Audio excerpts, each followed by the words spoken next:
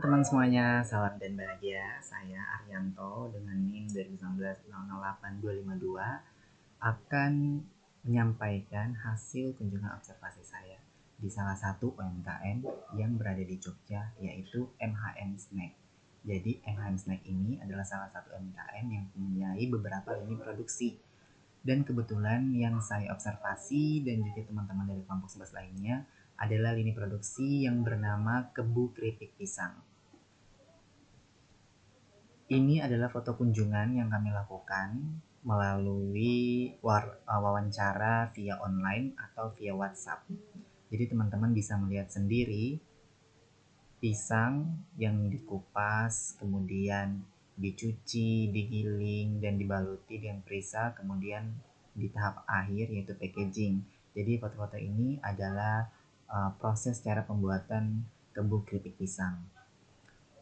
Kemudian ini adalah penampilan dari packaging kebu keripik pisang dengan warna kuning yang dominan.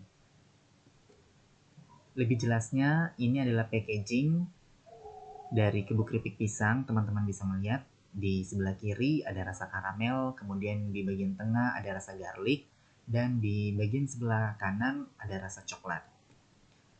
Saya juga sertakan keterangan izin UMKM dari MHM Snack ini, ada sertifikat produksi pangan industri rumah tangga, kemudian ada sertifikat halal, kemudian sertifikat merek, dan juga ada perizinan berusaha berbasis mikro. Kemudian cerita tentang MHM Snack secara singkat. Jadi MHM Snack ini sudah berdiri pada bulan Oktober di tahun 2019. MHM Snack ini terletak di Jalan Rejosari, Jogotirto, Berbah, Sleman, Yogyakarta. Jadi MHM Snack ini milik seorang wanita masih muda bernama Sri Hastuti. Jadi tujuan dia mendirikan usaha ini untuk memberikan pilihan snack sehat bagi keluarga yang bisa dikonsumsi anak dan juga orang dewasa. Jadi keripik atau kebu keripik pisang ini menawarkan 3 varian rasa. Yang pertama ada coklat, karamel, dan juga bawang putih atau garlic. Jadi MHM Snack ini membidik pasar kelas menengah atas yang ingin nyemil keripik pisang dengan cita rasa tradisional tanpa bumbu instan dan micin. Kemudian MHM Snack ini juga memiliki karyawan di bagian produksi dan marketing online.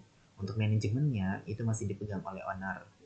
Di bagian produksi ada 2 karyawan perempuan dan 1 laki-laki, sedangkan untuk di bagian marketing online ada 2 freelance laki-laki.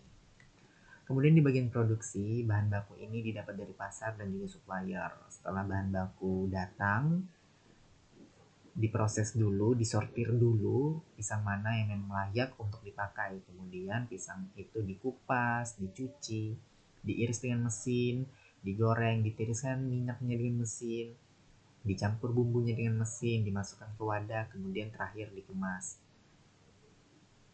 Maintenance yang dilakukan oleh MHM Snack ini setelah selesai produksi, sehingga saat besok mulai berproduksi, semua alatnya ini sudah siap buat digunakan. Untuk mesin itu hanya perlu dibersihkan dengan diberikan oli pada bagian gearnya saja. Dan untuk mesin ini juga telah ditentukan biaya penyusutannya. Jadi manakala jika terjadi kerusakan atau ingin ada pembelian mesin baru, itu sudah ada alokasinya.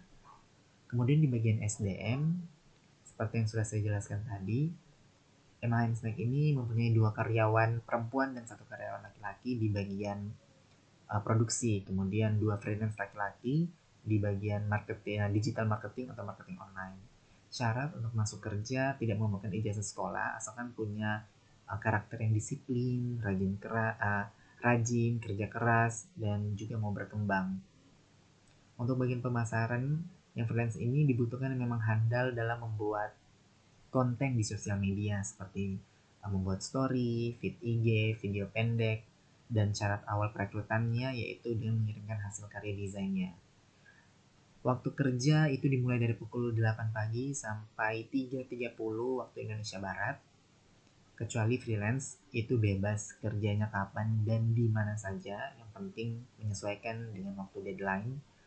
Kemudian gaji karyawan di bagian produksi itu diberi bulanan dengan upah hariannya itu 50 sampai 75 ribu. Kemudian untuk freelance itu 500 sampai 1 juta per bulan. Insentif yang didapat untuk freelance ini uang kuota sebesar 100 ribu per bulan, sementara untuk bagian produksi itu makan siang. Kemudian di bagian keuangan, modal usaha yang didapat itu dari dana pribadi tanpa pinjaman kurang lebih sejumlah 50 juta dengan rata-rata omset per bulannya itu 30 juta. Untuk biaya penyusunan tadi juga sudah dihitung, jadi sudah ada alokasinya jika terjadi kerusakan mesin atau ingin ada pembelian mesin baru. Kemudian di bagian pemasaran, Mhanstek ini gencar melakukan pemasaran secara online maupun juga offline. Untuk pemasaran online ini melalui sosial media seperti Instagram dan Facebook, kemudian marketplace seperti Shopee, Tokopedia, Blibli, Grab, dan Toko.id. Mhanstek ini juga bekerja sama melalui B2B affiliate atau komunitas seperti Tokoni, Ini Produk Indonesia.id yang membantu memasarkan kebun keripik pisang ini secara online. Untuk offline-nya, teman-teman bisa mendapatkan kebun keripik pisang ini di toko-toko oleh-oleh, supermarket, dan juga tempat wisata seperti di Pamela atau Jogja Bay. Jadi, Mhanstek ini membidik segmen pasar untuk kelas menengah ke atas. Kemudian, kebun keripik pisang ini memiliki 4 grade harga. Yang pertama, agen. Jadi agen ini punya minimum order tertentu. Hanya ada satu agen di setiap kabupaten. Harga agen ini harga yang paling murah, yaitu sebesar 11.000. Kemudian untuk reseller ini punya order minimum tertentu juga yang jumlahnya itu lebih kecil dari agen. Jumlah reseller ini tidak dibatasi tiap daerah. Reseller ini akan order melalui agen terdekatnya dengan harga yang lebih tinggi dari harga agen dan telah ditentukan juga oleh perusahaan. Harga untuk reseller ini sebesar 13.000. Kemudian untuk dropshipper ini bisa order dari reseller, agen, atau langsung dari perusahaan dengan harga yang lebih tinggi dari harga reseller dan telah ditentukan oleh perusahaan. Dropshipper ini tidak dikenakan minimum order dan tidak perlu menyetok produk. Harga yang ditawarkan untuk dropshipper ini sejumlah 15.000. Dan yang terakhir konsumen langsung atau end user. Jadi konsumen ini bisa membelinya melalui toko-toko dan outlet mitra, agen, reseller, dan juga dropshipper dengan harga yang dibanderol itu Rp18.000. Kemudian yang belum maksimal di Mhanstek ini khususnya kebun keripik pisang yang menjadi permasalahan di awal itu adalah mengenai persaingan harga produk di pasar online. Namun setelah konsumen mengetahui value produk dari kebun keripik pisang yang ditawarkan ini, persaingan harga itu sudah tidak lagi menjadi masalah karena Mhanstek ini sudah menemukan pasar yang tepat dengan segmen menengah ke atas. Perusahaan juga ini telah dituntut untuk bisa beradaptasi dengan perkembangan zaman dan tetap mempertahankan ciri khas mereka, yaitu varian-varian rasa tradisional.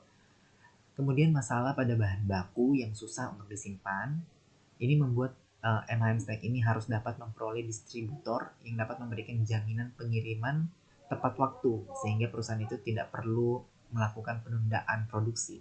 Dan belum lagi waktu untuk mensortir semua bahan baku yang ada itu agar kualitas dari produk ini tetap konsisten. Kemudian usulan saya untuk kebun keripik pisang atau Mhanstek ini adalah pemasaran secara online melalui platform TikTok. Karena teman-teman semua tahu bahwa belakangan ini sosial media atau platform TikTok ini sangat populer karena lebih mudah untuk dipasarkan di sana karena memang jangkauan penggunanya itu sangat besar sekali di Indonesia bahkan seluruh dunia.